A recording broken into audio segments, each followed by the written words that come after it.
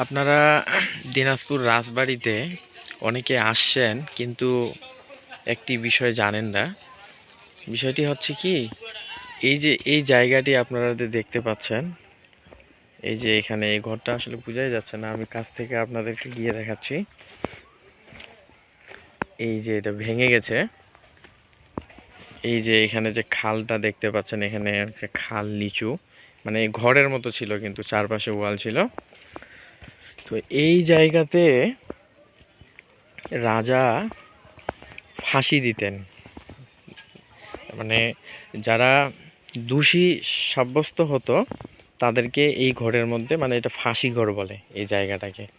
এই যে ঘরটা ভেঙে পড়ছে, তো এখানেই যারা দোষী সাব্যস্ত হতো এদেরকে এখানে ফাঁসি দিত। এই জায়গাটা অনেকে আপনারা দেখছেন কিন্তু জানেন না এই বিষয়টা।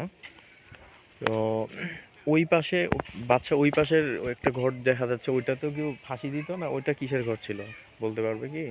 তুমি যেহেতু এখানকার স্থানীয়, এটা বলতে পারবে? আর এটা এটা কি? এটা এই যে আমরা দেখতে পাচ্ছি, এটা কি? মানে এরকম সুন্দর চারপাশে দুটা। এটা যে ফাঁসি ঘরের দরজা ছিল। ও আচ্ছা আচ্ছা, গুড। এই যে এটা দেখতে পাচ্ছেন, এটা কিন্তু একটা গেট ছিল। এই যে যে এখন কিন্তু এখানে বোঝা যাচ্ছে না। তো এই গেট দিয়ে যাদেরকে ফাঁসি দিত, যাদেরকে ফাঁসি দেওয়া হবে তাদেরকে এই গেট দিয়ে ভিতরে প্রবেশ করা হতো। তো এই গেটের দিয়ে ভিতরে প্রবেশ করে এই যে ঘর, এই ঘরের মধ্যে এখানে ফাঁসি দিত। তো যাক, এটা দিনাজপুর রাজবাড়ি নতুন ভাবে সাজ্জিত হচ্ছে, নতুনভাবে আমাদের রাজবাড়ি পরিষ্কার হচ্ছে, আগাছাগুলো সুন্দর পরিষ্কার করতেছে। এপাশের জায়গাগুলো খুব পরিত্যক্ত একটা জায়গা ছিল।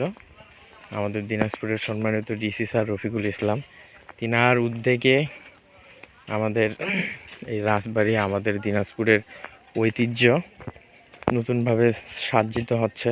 আপনারা সকলে আমন্ত্রিত। আপনাদেরকে আমি আরও একটা বিষয় দেখাই। আচ্ছা বাচ্চা, এই ঘরগুলো কি, তুমি কি বলতে পারবে? এই মানে এই ঘরগুলো কিসের ঘর ছিল? আমি থাকতো রাজা। এই ঘরগুলো দেখতে পাচ্ছেন কি একটা পরিত্যক্ত অবস্থা।